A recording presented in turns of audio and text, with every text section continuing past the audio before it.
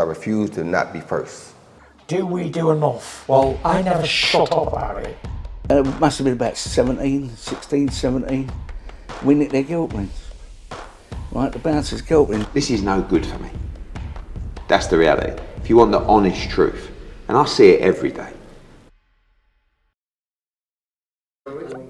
Andrew McCart, IFL TV, proudly sponsored by Everlast. I'm here in Newcastle with Ben Davison himself. Ben, Pat McCormack in his fourth professional fight up here in Newcastle. You were here a couple of weeks ago with Lee McGregor, but we'll stick on Pat McCormack now. He's in against a guy with a winning record. First two fights was first round stoppages. Went the distance there, the third fight. Are you hoping for more rounds in this one? Yeah, there definitely will be more rounds in this one. He's very, very durable Dario USYK, boxed at the weight above and a couple of weights above. Very durable, like I say. And it's important. I think it's a good learning fight for Pat, this. I expect a good performance, a mature performance. It'll need to be over 8 rounds against someone like USYK. So, yeah, a gradual breakdown, and I wouldn't be surprised at a stoppage later on down the line. You mentioned there that he did box up at the weight above because he took Troy Williamson to 10 rounds. It took Troy to the 10th round to get USYK out of there. So again, testament to Pat McCormack and how good he is in his amateur background, that he's in with a guy like USYK in only his 4th professional fight, and like you said, it's his first 8 rounder as well, so you're progressing him quite quickly and nicely. Yeah, I agree. I think so.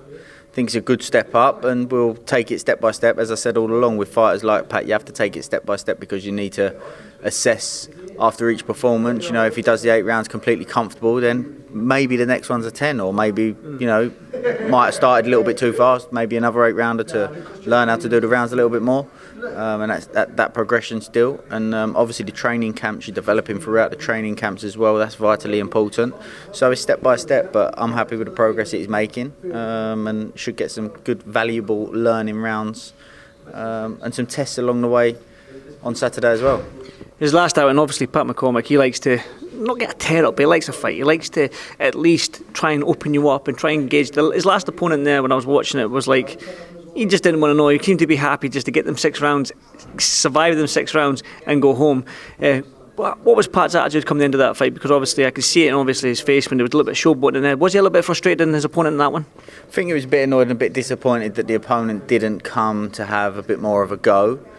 But at the same time, you know, it was a valuable lesson to learn that you can't let emotions get the better of you. You don't want to look too hard for the knockout, because then you're trying to force it and it makes things harder.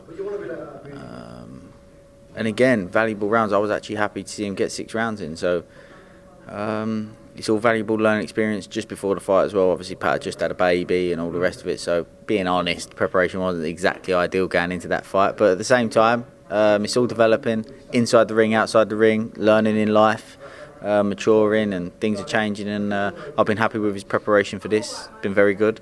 And again, like I say, I expect a good performance with a bit of resistance back from USYK, I expect, which is good and what we need to see. I mean, you're progressing him quite nicely, like I said to you, and quite rapidly, but again, testament to his amateur background and whatnot. But he's in a division right now which is stacked domestically and at world level. How much do you have to rein him in, or how much do you have to pick his opponents carefully? Because, like I say, the welterweight division is a dangerous division domestically, where the likes of the Conor Benns and Echo Usmans, all these guys that are proven 12-round fighters as well. And then you've obviously got, well, there's no need to talk about the world level. We know Errol Spence, we know Terence Crawford. So how much do you have to rein them in, and how hard is it for you to pick opponents in this division for Pat? Again, I think it's important that you take it step by step. So after each fight, you can look and assess and say, okay, I was happy with this area of his game. That area of his game may need developing. Signs of weaknesses there that we need to develop. Those strengths are clearly there, etc., etc. So, and obviously throughout the training camps, I'm seeing things in the gym that say, okay, this type of opponent will help us develop this, or this type of opponent will help us develop that. So, yeah, it's important that you take it step by step. But one thing I will say is, when you, like, I've worked with some of the best pound-for-pound fighters in the world, to be honest. At times, of Pat, if I'm being honest, he could be the best out of the lot. He's just got to stay knuckled down, stay committed. Development at the right pace is key. Don't want to move him too quickly. but you want to move him enough where, again, there's a bit of resistance. That's going to help his development in the long run. And it's not all about, of course, I understand everybody wants to build hype along the way and all the rest of it. That's great, but it's not all about being the best 6-round fighter in the world. We're preparing him to become a world-class, elite 12-round fighter. So that's slightly different, because how many times have we seen these prospects look $1 million over 6 rounds, look $1 million over 8 rounds, even over 10, but a bit of resistance and 12 rounds and, you know, certain style, and it all falls apart. So we're trying to develop him all round and create him into not the best performing 6-round fighter in the world or the best 8-round fighter in the world. We're trying to develop him into an elite 12-round fighter that is in control of the action and can deal with all sorts of styles and that. But like I say, you know, I've worked with some of the best pound-for-pound fighters in the world, and some of the things that I see Pat do, how quick he can process, how quickly he can pick things up.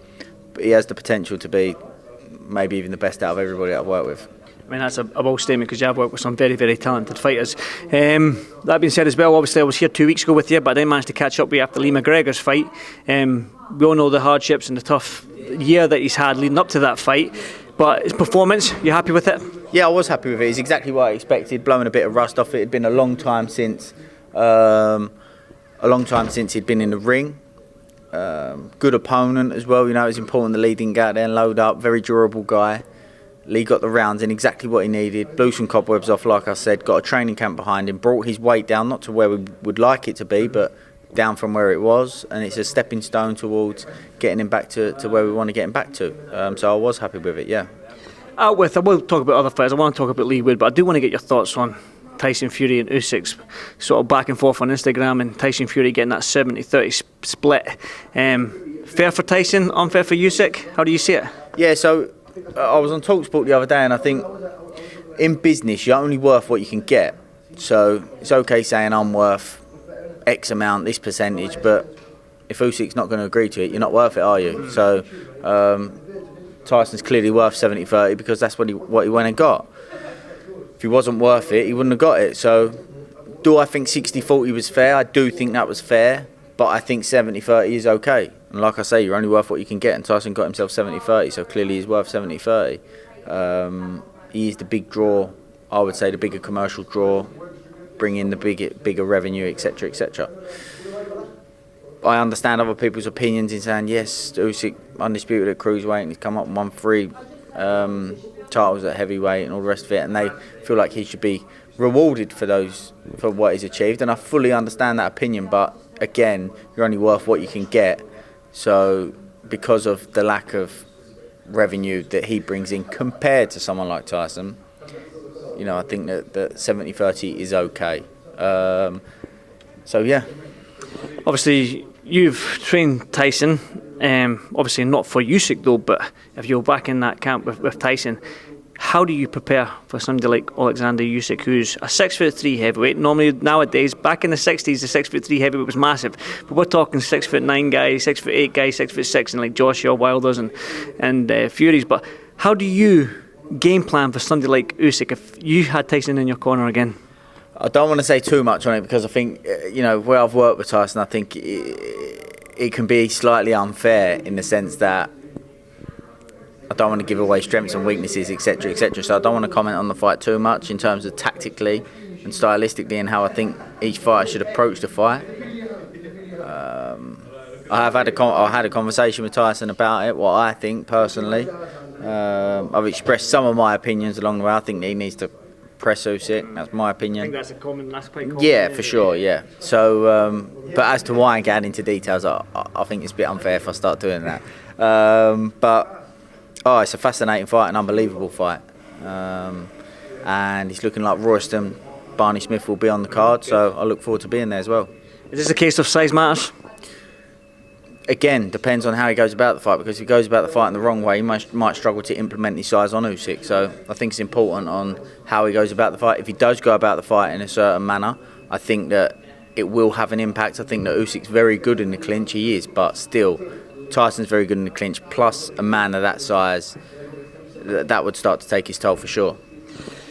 Conor Benn as well, we've all heard numerous people talk about obviously the statements and the £270 dossier, but I want to touch on that because it's been you've talked about it and we've talked about it before in the past, but I do want to get your thoughts on his comeback fight, and his comeback fight looking like it may be Manny Pacquiao out in Abu Dhabi. That's kind of what the whispers I'm hearing. Or even Kell Brook, we've seen the back and forth with them on Twitter, so it looks like his comeback fight might be out in Abu Dhabi against Manny Pacquiao. If it is Manny Pacquiao, your thoughts on that? Yeah, I would probably favour Conor Benn in that fight now with where they're at in their career and Manny's age, etc. Obviously, Manny Pacquiao is one of the best fighters that's ever been on the planet. So it sounds mad to say that, but yeah, considering the situation where it's at now, yeah, I'd probably favour Conor Benn. Would you prefer Manny Pacquiao or Kell Brook? I think Kell Brook's probably a better fight that people would draw interest to, but you know, Manny Pacquiao in terms of worldwide, he's obviously a bigger name, but in terms of the competitive nature and the UK, I suppose I'd probably rather see the Kell Brook fight. I do want to get your thoughts on Buatsi going over to Sky as well. I mean, a lot has been made. I don't know if you heard what he said. He said that he wants people to know where he's fighting rather than going to look for an app and put in your email and stuff like that. Just your thoughts on that situation. Do you believe in what Buatsi is saying about going to somewhere where people know he's boxing? Can you understand where he's coming from? Well, I think that Canelo fights on the DAZN app. If he's good enough for Canelo, you know, I think when Matchroom was on Sky, I think the numbers were obviously, I think that was very, very, very good. I think at the moment, nobody's matching the numbers that partnership had at that time. But look, it's difference of opinions. I'm not going to sit here and say he's right. I'm not going to sit here and say he's wrong. You have to go with where you personally feel is the right decision for yourself and your career. And if he feels that that's the right move for him, then fair play to him. You know, he's a smart lad, very, very good fighter, and I look forward to seeing his career progress wherever he decides to go. One final one then, because I think that's Pat out now, and I'll need to try and grab him as well. Leigh Wood, in the best division in boxing, in my eyes, it's my favourite division in boxing. I've done the math, there's been four WBC world champions in 14 months, there's been 4 IBF world champions in 14 months, there's been 3 WBA world champions in 13 months. I mean, they're just playing hot potato with these belts. McCollins got beat by Leigh Wood, but now he looks like he's got a crack at the IBF belt against Lopez. Leigh Wood's got options, the immediate rematch against Lara, or going against a massive fight against Warrington, or whatever it may be. But again, these guys are just fighting each other, they're beating each other, but they're willing to fight each other again, which is, in my eyes, is the best division in boxing. So, Leigh Wood, what's next for him? We're in discussions at the minute to see what's next. He's in a great position, like you say. He's got a fight there against Lara, the immediate rematch, which he's contracted to. He has the Warrington fight, which is a massive fight. He has the potential rematch with Mick. Looks like Mick's going to be boxing Lopez. So Leigh's in a very good position. He's very, very keen to do the rematch with Lara. So we'll see how it lies. But he's in a good position. And as you just said there, you know, Leigh Wood really is game to fight anybody, and he shows that in his career and how he's approached it and how he's approached being a champion, picking the next best man in Maurizio Lara, and so we'll see how the land lies and work out what the next best move is. But he's in a good position. Should be fun times ahead. Like I say, the featherweight division for me is the best division in boxing. I don't know if you agree with me or not, Ben, but in my eyes, it's an absolutely fantastic division. So listen, you're probably going to have to crack on there, but I do appreciate your time as always, Ben. And I'll catch you in the next one, mate. No Thanks, problem, mate. Thank you. Cheers. Cheers, Ben.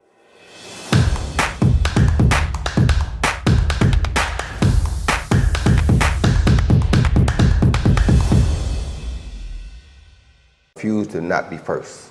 Do we do enough? Well, I never shut up about it. It must have been about 16, 17. We nicked their guilt rings. Right, the bouncer's guilt ring. This is no good for me. That's the reality. If you want the honest truth, and I see it every day,